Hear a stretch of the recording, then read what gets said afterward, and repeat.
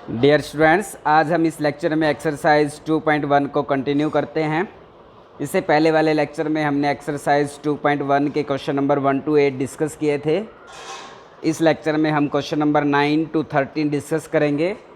तो question number 9 here show that d by d x of x J n x J n plus 1x किसके equal आ जाए बच्चों?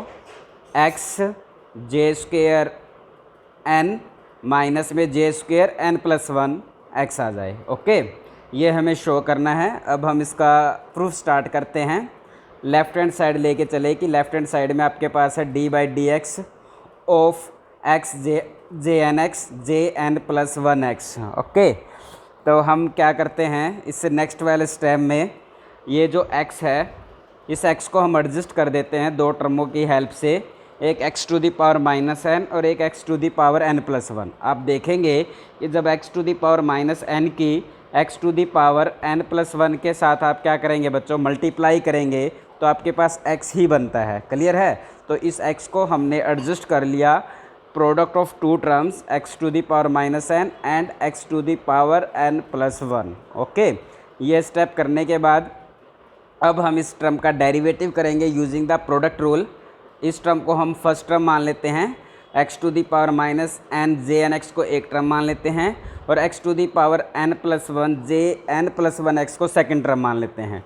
तो product rule कैसे अप्लाई करते हैं आपको पता है, first term same, second term का डेरिवेटिव, सेकंड टर्म सेम और फर्स्ट टर्म का क्या बच्चों? डेरिवेटिव। क्लियर है? ओके, अब हम कंसंट्रेट करेंगे डेरिवेटिव जो इस टर्म का है, इस टर्म पर हम कंसंट्रेट करते हैं। आपने रूल पढ़ा था कि d by d x of x to the power n j n x किसके इक्वल होता है? X to the power n j n plus 1। N plus 1 नहीं आएगा बच्चों, यहाँ पर क्या आएगा? J n minus 1। ठीक है ना? आपने ये पढ़ा है कि d by d x of x to the power n j n x का डेरिवेटिव किसके इक्वल होता है? X to the power n आएगा और साथ में क्या आता है? जे एन माइनस 1x आता है। समझ गए ना? तो ये थोड़ा गलत लिखा हुआ है, तो यहाँ पर आ जाएगा x to the power n j n minus 1x। तो इस टर्म का डेरिवेटिव क्या आएगा बच्चों? x की पावर n प्लस 1 तो सेम रहेगा, जैसे x की पावर n में x की पावर n सेम रहता है, तो x की पावर n प्लस 1 में x की पावर n प्लस 1 सेम रहेगा और जे एन प्लस 1 किस में बदल जाएगा? एक कम में बदल जाएगा, तो जे एन आ जाएगा यहाँ पर। ये समझ में आया ना ये वाला स्टेप कैसे लिखा है? ओके, तो इसके बाद जो नेक्स्ट स्टेप है, जो सेकंड टर्म है, इसके डेरिवेटिव पर डिस्कस करते हैं। x to the power minus n j n x. आपको ये पता है कि x to the power minus n j n x क्या होता है? माइनस आगे आ जाता है, minus x to the power minus n j n plus 1। ठीक है ना? जब पावर पॉजिटिव होती है, मतलब जब पावर n होती है तो एक कम पर जाते हैं, मतलब n है तो n माइनस 1 पे जाएंगे, n प्लस 1 है तो n पर जाएंगे। और जब पावर नेगेटिव है, x to the power minus n है तो आगे जाते हैं, मतलब अगर जे एन है तो जे एन प्लस 1 पे जाएंगे और जे एन माइनस 1 है तो जे एन पर चले जाएंगे, एक आगे जाते हैं। ठीक है ना? तो ये यूज़ यहाँ पर किया तो ये बन जाएगा minus x to the power minus n j n plus 1x। Okay, यही स्टेप इसका इम्पोर्टेंट स्टेप था। बाकी अब सिंपल है, इस टर्म को एडजस्ट करेंगे, x की पावर माइनस एन की x की पावर n प्लस 1 से मल्टीप्लाई की तो x आ जाएगा, बाकी क्या बचा? J n x. ठीक है, अब इसी टाइप से इस टर्म को एडजस्ट करेंगे, x की पावर n प्लस 1 की x की पावर माइनस एन से मल्टीप्लाई करेंगे तो ये एक तो माइनस का साइन आ जाएगा और एक x की पावर प्लस 1 आ जाएगी। ठीक है ना? बाकी क्या बचा? जे एन प्लस 1 ये टर्म। ठीक है, जे एन की जे एन के साथ मल्टीप्लाई जे स्क्वेयर एन एक्स और जे एन प्लस 1 की जे एन प्लस 1 के साथ मल्टीप्लाई जे स्क्वेयर एन प्लस 1। और यही हमारे पास क्या है बच्चों? Right hand side. Okay students, okay.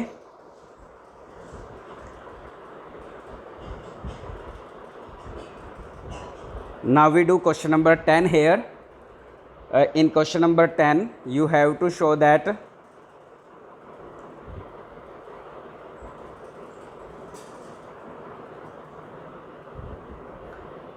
prove that, अब आपको ये प्रूव करना है कि prove that j n plus 1x is equal to x integration 0 to n j n x y y to the power n plus 1 dy, ये हमें show करना है। इस क्वेश्चन को सोल्व करने के लिए हम राइट हैंड साइड लेके चलेंगे और राइट हैंड साइड को सोल्व करेंगे और लेफ़्ट हैंड साइड हम लेकर आएंगे। तो इसमें क्या करते हैं कि राइट हैंड साइड आपके पास ये थी, इसमें सब्स्टिट्यूशन कर लेते हैं कि ये जो jn के साथ ब्रैकेट में xy है इसको 1 वेरिएबल में बदल लेते हैं। ओके, jn के साथ जो xy है इसको 1 वेरिएबल में बदलेंगे। तो इसके लिए आप क्या पुट कर लेते हैं कि xy को हमने t मान लिया। ओके, अब इस टर्म को differentiate with respect to t करेंगे। डिफ्रेंशिएट विद रिस्पेक्ट टू क्या करेंगे बच्चों, t करेंगे। और x यहाँ पर क्या है बच्चों, कांस्टेंट का काम कर रहा है क्योंकि इंटीग्रेशन किसके विद रिस्पेक्ट टू चल रहा है, y के विद रिस्पेक्ट टू इंटीग्रेशन है। तो इसका मतलब x treated as a constant term. Okay, तो एक्स वाई का derivative with respect to t करेंगे तो आपके पास आएगा x dy/dt, तो t का डेरिवेटिव 1 आ जाएगा। तो यहाँ से आपने क्या लिखा कि x dy किसके इक्वल हो जाएगा, dt के, और dy किसके इक्वल आ जाएगा, dt/dx के। समझ में आया ना। आपने सब्स्टिट्यूशन मेथड से हम इसका इंटीग्रेशन कर रहे हैं। तो एक्स वाई को हमने क्या मान लिया, t, और यहाँ से हमारे पास आ जाता है कि dy is equal to dt/dx। Okay, limit of integration पे क्या फ़र्क पड़ेगा, अब ये चेक करेंगे कि अगर y की लिमिट आपके पास 0 है, y की लिमिट 0 मतलब y अगर आपके पास 0 है तो यहाँ जब y को 0 पुट करेंगे तो t क्या आएगा आपके पास, 0 आएगा। अपर लिमिट पुट करके देखते हैं 1, जब आपने y को यहाँ पर 1 पुट किया तो t की अपर लिमिट t के करस्पॉन्डिंग y को जब आपने 1 पुट किया तो t किसके इक्वल आ जाता है, x के इक्वल आ जाता है। यहाँ तक समझ में आया। It is just the substitution method. Integration में जो आप सब्स्टिट्यूशन मेथड लगाते हैं तो इसका यूज करने पर ये इक्वेशन क्या बन जाएगी, देखिए x ये सेम रहेगा, लोअर लिमिट पे कोई इफेक्ट नहीं पड़ा, बट अपर लिमिट x बन जाती है। यहाँ पर jn xy था, इस xy को हमने क्या रख दिया, t, तो यहाँ jnt आ जाएगा। फिर आपके पास टर्म क्या है बच्चों, y है। तो अगर x y t के इक्वल है तो यहाँ से आपके पास इस इक्वेशन से y किसके इक्वल आ जाएगा, y is equal to t/x आ जाएगा। ओके, तो यहाँ पर जो y था इसको हमने किससे रिप्लेस कर दिया, t/x से। तो ये बन जाएगा t/x की पावर n+1, और इस dy को किससे रिप्लेस कर दिया, dt/dx से। क्लियर है यहाँ तक। ओके, अब हम इसको थोड़ा सिंप्लीफाई करते हैं। तो आपने लिखा jnt, ये टर्म सेम रखी। ओके, तो t/x की पावर n+1 है, इसको अलग अलग करके लिख दिया, t की पावर n+1, x की पावर n+1। ओके, ये dt/dx है। ओके, अब क्या देखा, ये x और ये x आपस में कैंसिल हो जाएंगे क्योंकि इंटीग्रेशन विद रिस्पेक्ट टू क्या है, t के विद रिस्पेक्ट टू इंटीग्रेशन है। x को आप इंटीग्रेशन से बाहर लिख सकते हैं। ओके, तो ये x तो इस x को कट कर देगा और बाहर क्या लिख लेंगे, x की पावर n+1। यहाँ तक समझ में आया। Okay, 1/x to the power n+1 बाहर आ गया इंटीग्रेशन से, 0 to x है, jnt t की पावर n+1 dt, ये इक्वेशन आ जाती है। ओके, दोबारा से सेम रिपीट कर दिया हमने इस इक्वेशन को, बस क्या कर दिया कि इस टर्म को आगे लिख दिया और इस टर्म को हमने क्या लिख दिया, पीछे लिख दिया। ओके, इसके बाद आप फिर दोबारा से रिज़ल्ट पे जाते हैं कि derivative of x to the power n jnx किसके इक्वल होता है। अगर पावर पॉजिटिव है तो एक कम पे जाते हैं, तो x की पावर n j, ये गलत है, n+1, यहाँ पर क्या आएगा, jn-1x आएगा। क्लियर है। ओके, तो इस टर्म को हम क्या लिख सकते हैं, इस टर्म को किसका डेरिवेटिव लिख सकते हैं, आप देखिए ये t की पावर n+1, ये तो टर्म सेम है। ओके, और जब आप jn+1 का डेरिवेटिव लेंगे तो एक टर्म पीछे जाएंगे, तो इसलिए यहाँ पर क्या आएगा, jnt आ जाएगा। समझ में आया या नहीं आया। ओके, तो ये जो टर्म है इस टर्म को हम लिख सकते हैं, that term is equal to the derivative of t की पावर n+1 jn+1t। ओके, यही रिज़ल्ट हमने पीछे वाले क्वेश्चन में भी यूज़ किया था। ये रिज़ल्ट क्या है कि d/ds of x to the power n jnx किसके इक्वल होता है, x to the power n आएगा, jn-1 आएगा बच्चों, यहाँ पर jn-1x आएगा। ये गलत लिखा हुआ है यहाँ पर jn+1, ठीक है ना। जब x की पावर n है और jn है तो एक कम पे जाएंगे, jn कहाँ चला जाता है, jn-1 पे जाता है। बस यही हमें मेन रिज़ल्ट इसमें यूज़ करना था। अब आप सिंप्लीफाई करेंगे, ये डेरिवेटिव है और ये इंटीग्रेशन है, ये आपस में कैंसिल आउट हो जाएंगे। तो आपके पास सिर्फ बचा क्या, ये टर्म बच जाएगी टी की पावर n+1 jn+1 t, और इसका integration limit of integration put कर देंगे 0 to x। Upper limit put करेंगे तो x की पावर n+1 आ जाएगा, jn+1 x आ जाएगा, मतलब t को रिप्लेस कर दिया x से, और जब t को 0 से रिप्लेस कर देंगे तो -0 आ जाएगा। क्लियर है। और इसके बाद आपने क्या देखा, ये x⁻n+1 इसके साथ कैंसिल हो जाएगा और आपके पास बच जाएगा jn+1, साथ में x लिख सकते हैं वेरिएबल, और यही हमारे पास क्या थी बच्चों, लेफ्ट हैंड साइड। समझ में आया ना। ओके स्टूडेंट्स, आगे बढ़ते हैं। अब हम क्वेश्चन नंबर 11 डिस्कस करेंगे। देखिए इन क्वेश्चन नंबर 11 आपको क्या प्रूव करना है, हमें प्रूव करना है कि prove that integration of j0x j1x dx, integration of j0x j1x dx किसके इक्वल आ जाए, -1/2, किसके इक्वल आ जाए, -1/2 j0x का होल स्क्वायर। ओके, सिंपल सा क्वेश्चन है, लेफ्ट हैंड साइड लेके चल पड़े, j0x j1x dx, माइनस से मल्टीप्लाई कर दिया, मतलब माइनस को इसके साथ एडजस्ट कर दिया, एक माइनस अंदर लिख दी, एक माइनस बाहर लिख दी, और जब आप माइनस की माइनस से मल्टीप्लाई करेंगे तो वो क्या बन जाता है बच्चों, पॉजिटिव बन जाता है, इसलिए हम इसको ऐसे एडजस्ट कर सकते हैं। ओके, और क्वेश्चन नंबर 7 में आपने प्रूव किया था कि d/dx ऑफ j0x किसके इक्वल होता है, -j1x के इक्वल होता है, इसलिए हमने इस -j1x को किससे रिप्लेस कर दिया, d/dx ऑफ j0x। समझ में आया नहीं आया। ओके, आपने माइनस को एडजस्ट किया, माइनस को एडजस्ट करने के बाद क्वेश्चन नंबर 7 में आप ऑलरेडी प्रूव कर चुके हैं कि we know that d/dx of j0x is equal to -j1x, तो -j1x को आपने रिप्लेस कर दिया d/dx ऑफ j0x। ओके, अब आपको एक ऐसे टर्म का इंटीग्रेशन करना है कि यहाँ j0x है और यहाँ पर उसका डेरिवेटिव पड़ा हो, तो उसका इंटीग्रेशन कैसे होता है, आप इसको ऐसे समझ सकते हैं कि यहाँ तो आपके पास f(x) है और उससे आगे वाली टर्म उसका क्या है, डेरिवेटिव है, तो उसका इंटीग्रेशन क्या होगा। आप सब्स्टिट्यूशन मेथड से इसको ईजिली समझ सकते हैं कि अगर हम मान लें कि f(x) आपके पास z है, तो इसका derivative with respect to x करेंगे तो आपके पास आएगा f(x) dz के इक्वल। समझ गए ना। तो अब आप इस f(x) को तो किससे रिप्लेस कर देंगे, z से, और f(x) dx को किससे रिप्लेस कर देंगे, dz से। तो आपके पास सिचुएशन है z dz, और z dz का इंटीग्रेशन क्या आ जाएगा, z²/2। क्लियर है। तो अब अपने पास z का काम किसने किया बच्चों, z का काम अपने पास किसने किया है, j0x ने, तो इसका इंटीग्रेशन आ जाएगा, ये वाला माइनस का साइन तो बाहर है, और j0x²/2, और इसको आपने एडजस्ट करके लिख दिया -1/2 j0x का होल स्क्वायर, और यही आपके पास क्या है बच्चों, राइट हैंड साइड, यही हमें प्रूव करना था। ओके ओके, अब हम क्वेश्चन नंबर 12 डिस्कस करते हैं। इन क्वेश्चन नंबर 12 देखिए, ये क्वेश्चन नंबर 12 है आपके पास। ओके, इसके बारे में डिस्कस करते हैं। क्वेश्चन नंबर 12 में आपको शो क्या करना है, show that x⁻n jnx, show that x⁻n jnx is the solution of that differential equation. हमें ये बताना है कि x⁻n jnx इस डिफरेंशियल इक्वेशन का सॉल्यूशन होगा।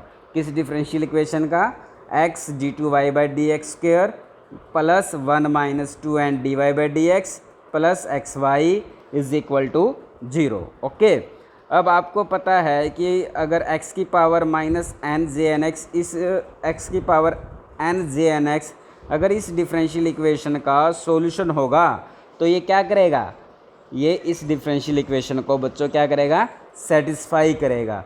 तो अब अगर ये इस डिफरेंशियल इक्वेशन को सेटिस्फाई कर जाए तो हम कह देंगे कि ये इस डिफरेंशियल इक्वेशन का सॉल्यूशन है।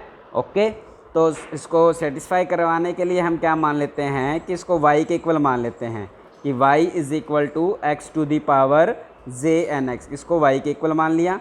और इसको ये बताना है कि ये इस इक्वेशन को सेटिस्फाई करे। तो इसलिए इस y का यूज़ करके हमें एक तो फर्स्ट ऑर्डर डेरिवेटिव निकालना पड़ेगा, एक सेकंड ऑर्डर डेरिवेटिव निकालना पड़ेगा। ये फर्स्ट ऑर्डर डेरिवेटिव, ये सेकंड ऑर्डर डेरिवेटिव और ये y की वैल्यू इस इक्वेशन में पुट करेंगे और उनको जो सम आएगा उसको 0 के इक्वल लेके आना, ये हमारा टारगेट रहेगा। तो आपने पहले इसका फर्स्ट ऑर्डर डेरिवेटिव निकाला, d by d x of x to the power n j n x किसके इक्वल होगा, x to the power n आएगा और x की पावर n है तो ये एक कम पे जाएगा, ये jn-1x आ जाएगा, jn-1x। क्लियर है? ओके। अब हम इसका सेकंड ऑर्डर डेरिवेटिव निकालेंगे, मतलब d by d x of d y by d x. Okay, और d y by d x आपने यहाँ पर निकाल लिया था, वो क्या था, x टू दी पावर। अब हम क्या निकालेंगे बच्चों, सेकंड ऑर्डर डेरिवेटिव। ठीक है, सेकंड ऑर्डर डेरिवेटिव का मतलब है कि आप उसको क्या लिख सकते हैं, d by d x of d y by d x, ये लिखा जा सकता है। ठीक है ना, और d y by d x की वैल्यू तो ये है x to the power n j n minus 1x। Okay, तो इजली अब हम इसका सेकंड ऑर्डर डेरिवेटिव निकालेंगे। ओके, यहाँ पर आपने डी बाई डी एक्स रख दिया, यहाँ पर फर्स्ट ऑर्डर डेरिवेटिव की वैल्यू पुट कर दी, प्रोडक्ट रूल अप्लाई किया, फर्स्ट फंक्शन सेम सेकंड का डेरिवेटिव, सेकंड सेम फर्स्ट का डेरिवेटिव। ओके, प्रोडक्ट रूल से अप्लाई किया तो ये x की पावर n है, ये जो jn-1 का डेरिवेटिव है उसको नोटेशन से रिप्रेजेंट कर दिया j-n-1x, बाकी jn-1x ये सेम रख दिया और x to the power n का डेरिवेटिव nx n-1 हो गया। क्लियर है? ये y की वैल्यू, ये फर्स्ट ऑर्डर डेरिवेटिव की वैल्यू और ये सेकंड ऑर्डर डेरिवेटिव की वैल्यू इक्वेशन नंबर 1 में बच्चों अब हम पुट करने जा रहे हैं। ये x बाहर था इसलिए इस x को बाहर रख दिया, यहाँ पर हमने किसकी वैल्यू रख दी, सेकंड ऑर्डर डेरिवेटिव की वैल्यू पुट कर दी। फिर क्या था, प्लस का साइन 1 माइनस 2n, प्लस का साइन 1 माइनस 2n और इसके साथ हमें किसकी वैल्यू रखनी है, फर्स्ट ऑर्डर डेरिवेटिव की वैल्यू, ये हमने फर्स्ट ऑर्डर डेरिवेटिव की वैल्यू रख दी। प्लस में क्या था, एक्स वाई, एक्स ये है और ये आपके पास y की वैल्यू है, ये वैल्यू हमने पुट कर दी। ओके, यहाँ तक समझ में आया? ओके, अब इन टर्मों को इस टाइप से एडजस्ट करना है कि इन सब का सम क्या बन जाए, आपके पास 0 बन जाए। अब क्या करते हैं, पहले इस x किसके साथ मल्टीप्लाई की तो ये टर्म बनी x to the power n plus 1 j-n-1x। Okay, अब नेक्स्ट टाइम में क्या करेंगे, नेक्स्ट टाइम में हम इसकी मल्टीप्लाई, इस x की मल्टीप्लाई इस टर्म के साथ करते हैं तो ये आ जाएगा n, x की पावर n बन जाएगा, n-1 यहाँ पर है और एक पावर यहाँ से आ जाएगी, टोटल पावर x की n बन जाएगी, बाकी टर्म सेम रख दी। ओके, अब 1 से मल्टीप्लाई कर दी एक बार तो ये बन जाएगा x to the power n j-n-1x और -2n से मल्टीप्लाई कर दी तो ये वाली टर्म आ गई। ओके, इसमें इन दोनों की आपस में मल्टीप्लाई कर दी x की पावर n से तो x की पावर n प्लस 1 j-n-x बन जाएगा। क्लियर है? ओके, ये वाला स्टेप समझ में आया ना। इस टाइम में क्या किया है, x की मल्टीप्लाई कर दी, इन टर्मों को अलग अलग कर दिया। ओके, अब नेक्स्ट टाइम में क्या किया, ये जो फर्स्ट टर्म थी इसको सेम रख दिया। ओके, अब एक तो टर्म ये है n(x n-1), n(x की पावर n j-n-1x) है और एक ये टर्म है बच्चों माइनस में 2n x की पावर n j-n-1 है। इन दोनों को ऐड करेंगे, ये n है, ये n है और ये -2n है, n-2n माइनस n आ जाएगा, ये वाली टर्म आ जाएगी। ठीक है? ओके, ये टर्म सेम रख दी, इन दोनों टर्मों को आपने सोल्व कर दिया, बाकी 2 टर्में बची, एक टर्म ये बचती है और एक ये टर्म बचती है, इन दोनों को सेम एज इट रख दिया जैसी थी। ओके, समझ में आया ना। ये स्टेप क्या किया, इस स्टेप में इस दोनों टर्मों को ऐड करके एक टर्म बना दी, बाकी सारा स्टेप सेम है, बाकी सारी टर्में सेम हैं। ओके, तो इससे नेक्स्ट टाइम में हम क्या करते हैं, ये वाली जो टर्म है फर्स्ट टर्म, इसको आपने बिल्कुल सेम रख दिया जैसे पहले था। अब आप क्या करते हैं, एक टर्म ये है jn-1 के साथ और एक टर्म ये है jn-1 के साथ, और इन दोनों के साथ x की पावर n भी है, x की पावर n भी, ये हमने कॉमन ले लिया, x की power n jn-1 x common लिया। कॉमन लेने के बाद सिचुएशन देखिए क्या है, दोबारा से फर्स्ट टर्म सेम रखी है। ओके, फर्स्ट टर्म में कोई चेंजेस नहीं किया, इन दोनों टर्मों में से x की पावर n jn-1x कॉमन लिया। कॉमन लेने के बाद आपके पास एक तो यहाँ से तो -n बचेगा और यहाँ से +1 बचेगा, तो इसलिए हमने इसको ऐसे लिख दिया, ठीक है ना। अगर आप माइनस से मल्टीप्लाई करेंगे तो ये क्या देगा, -n+1 ही देगा। ओके, बाकी सारा सेम है, लास्ट टर्म आपकी सेम हमने रख दी, ये टर्म आपकी सेम रख दी। Okay students, okay. अब क्या करते हैं कि फर्स्ट टू जो टर्म्स हैं इनमें से x की पावर n+1 कॉमन ले लिया, इसमें से x की पावर n+1 कॉमन लेंगे तो आपके पास सिचुएशन ये बच जाएगी z-n-1x। ओके, x की पावर n था लेकिन इसमें से कॉमन क्या ले लिया, x की पावर n+1, तो नीचे x बच जाएगा, समझ गए ना। जब x की पावर n में से x की पावर n+1 कॉमन लेंगे तो आपके पास क्या आ जाएगा, 1/x आ जाएगा। बाकी सारी टर्में हमने सेम जैसी थी वैसी रख दी। ओके, अब दोबारा से आपको रिकरेंस रिलेशन पर जाना पड़ेगा। आपको पता है लास्ट रिकरेंस रिजल्ट हमने देखा था कि अगर आपके पास ये सिचुएशन है j-nx माइनस n/x jnx है तो इसको हम क्या लिख सकते हैं बच्चों, -jn+1। ओके, n है तो यहाँ n है तो उसको क्या लिखते हैं, n+1 लिखते हैं। यही सिचुएशन यहाँ पर है, j-n-1x है, माइनस का साइन है, यहाँ पर भी माइनस का साइन था, यहाँ n/x है तो यहाँ n का काम किसने किया, n-1 ने किया। ओके, तो इस रिज़ल्ट में n का काम n-1 ने किया, ठीक है ना। तो यहाँ n है तो n+1 पे जाते हैं, तो n-1 है तो किस पर जाएंगे बच्चों, n पर जाएंगे, ठीक है ना।